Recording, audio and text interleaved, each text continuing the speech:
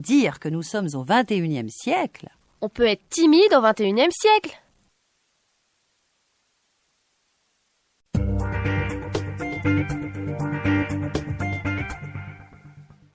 Chapitre 7. Il t'en a parlé ? Tu sais que François part en Inde ? Il te l'a dit ? Oui, il nous l'a annoncé hier pendant le dîner. Moi, il m'en a parlé il y a quelques semaines. Il l'a déjà annoncé à ses parents et à sa sœur ? Non, je crois qu'il va le leur dire à Noël.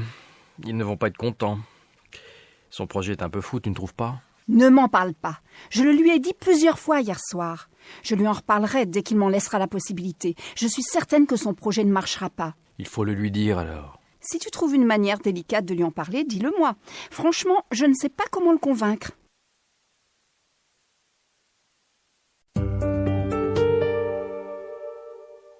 Tu me les rendras ? Dis-moi, Martine, les 500 € que je t'ai prêtés, tu me les rendras un jour ? Oui, bien sûr, je te les rendrai bientôt. C'était très gentil de ta part de me les prêter. Mais tu sais, j'ai eu des problèmes. Hein. Oui, je sais, tu me l'as dit, tu m'en as parlé le mois dernier. T'as trouvé une solution ? Non, pas pour le moment. Si tu veux, tu peux m'en trouver une. Hein. Je t'en ai déjà trouvé une, c'est de faire un petit boulot pendant l'été. Je t'y encourage vivement.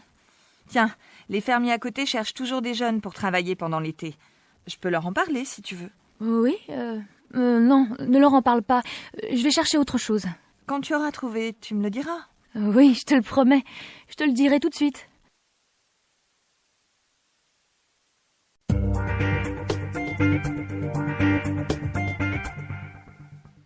Chapitre 8. Le tien est ravissant. Mon mobile ne marche pas. Tu peux me prêter le tien ? Oh, qu'est-ce qu'il est joli ! Le mien est un vieux modèle. Celui-ci aussi est un vieux modèle. Celui-là, en revanche, est plus récent. Tu as 2 mobiles ? Non, celui-ci est à moi, mais celui-là est à Jérôme. Le sien est vraiment très sophistiqué. Tu as vu le dernier modèle, celui qui est tout petit ? On dirait un bijou. Ah oui, c'est celui qui est dans la vitrine de la boutique au coin, là-bas. Quelle boutique ? Ah oui, celle où on vend des objets de luxe.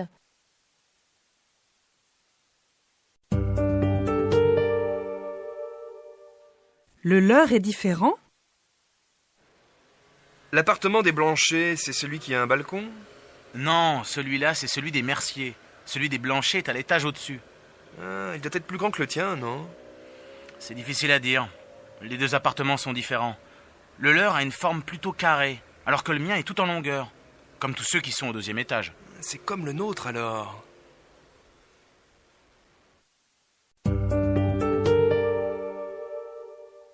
Un buffet dans le jardin. Michel, tu me passes mon assiette, s'il te plaît ? C'est celle-ci ? Non, celle-ci, c'est celle de Gilles. La mienne, c'est celle qui est à côté du plat, là-bas. Moi, je ne sais plus où j'ai mis la mienne. J'ai pris celle de Claire par erreur. Et ce verre à moitié vide, il est à qui ?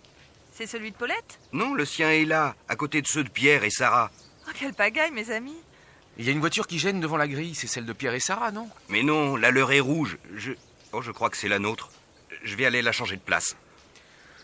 En attendant, je vais prendre un peu de vin de celui-ci. À la vôtre.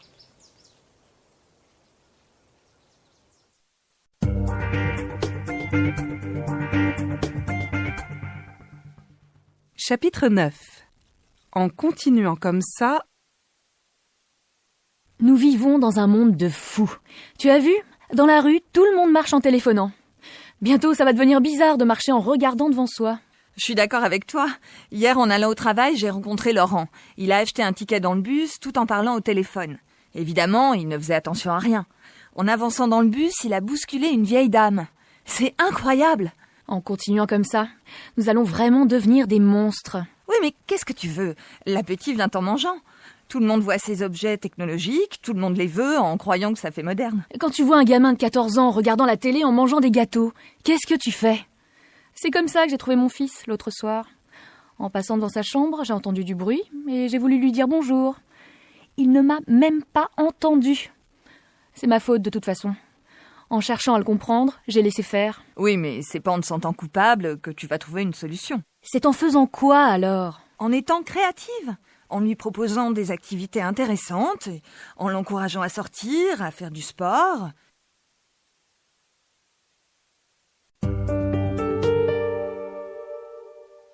En faisant comment?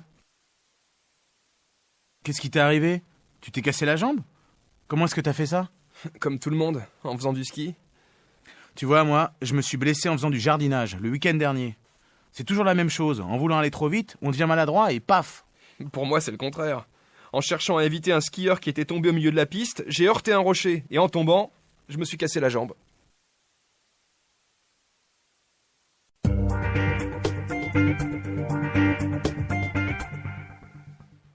Chapitre 10. Un voyage mémorable. Tu te rappelles le jour où nous sommes partis et où il neigeait? Oh oui, c'est un voyage dont je me souviendrai toute ma vie. Quelle aventure! La route par laquelle on était passé était bloquée par la neige. On a dû attendre que le chasse-neige arrive, ce qui a pris plus d'une demi-journée. Finalement, on était arrivé à Saint-Martin, un village minuscule dans lequel il n'y avait pas d'hôtel, mais juste un petit bistrot. Oh, un tout petit bistrot dont le patron était très gentil. Oui, il a téléphoné à un couple qu'il connaissait dont la maison était à la sortie du village. Ils ont spontanément proposé de nous héberger. C'est extraordinaire, cette solidarité en montagne à laquelle nous ne sommes plus habitués en ville. Et la façon chaleureuse dont ces gens nous ont reçus. Oh, mais au fait, pourquoi est-ce que nous reparlons de toute cette histoire? Eh bien, la raison pour laquelle je t'en reparle, c'est que par hasard, j'ai entendu parler de ce couple adorable. Ah bon? Eh oui, tu te souviens qu'ils avaient un fils dont l'entreprise fabriquait des meubles de bureau? Figure-toi que c'est l'entreprise avec laquelle mon patron a signé un contrat. Ça alors, le monde est petit.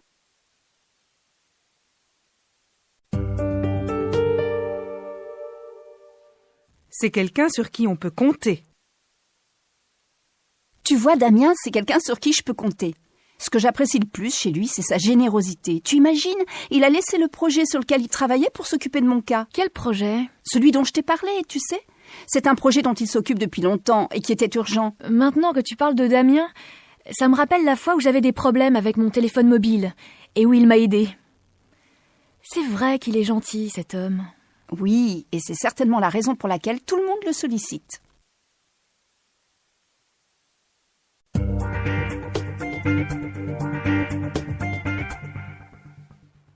Chapitre 11.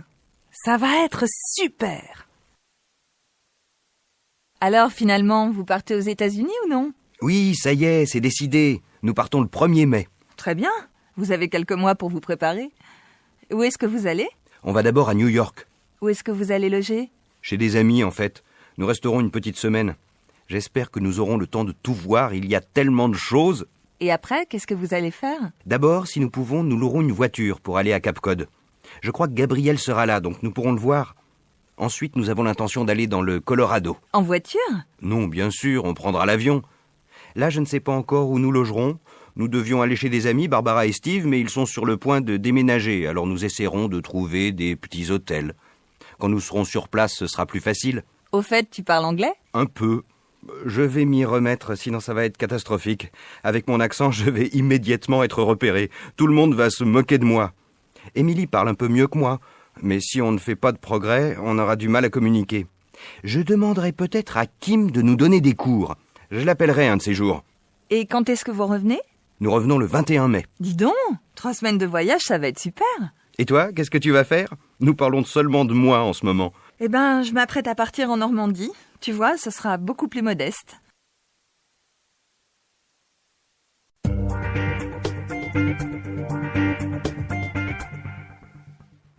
Chapitre 12. Quand tu auras passé ton bac.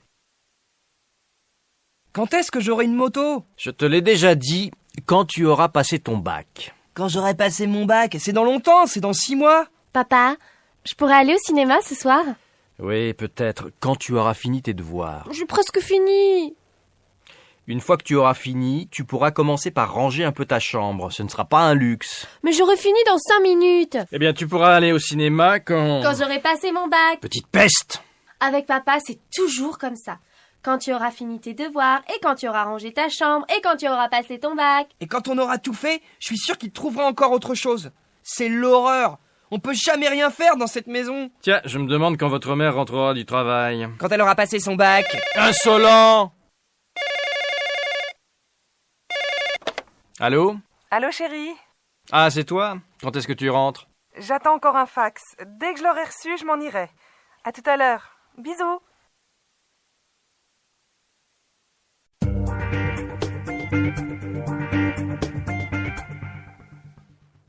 Chapitre 13. C'est dommage d'avoir fait ça. Tu sais que les Vidal ont dû vendre leur maison? C'est vraiment dommage d'avoir acheté une maison et de devoir la vendre si vite. Oui, ils étaient si contents d'habiter là. Je ne sais pas exactement ce qui s'est passé. Je crois qu'après avoir pris un crédit pour 20 ans, M. Vidal a perdu son emploi. Ça, c'est pas drôle d'être au chômage à plus de 50 ans. Oui, retrouver du travail à cet âge-là,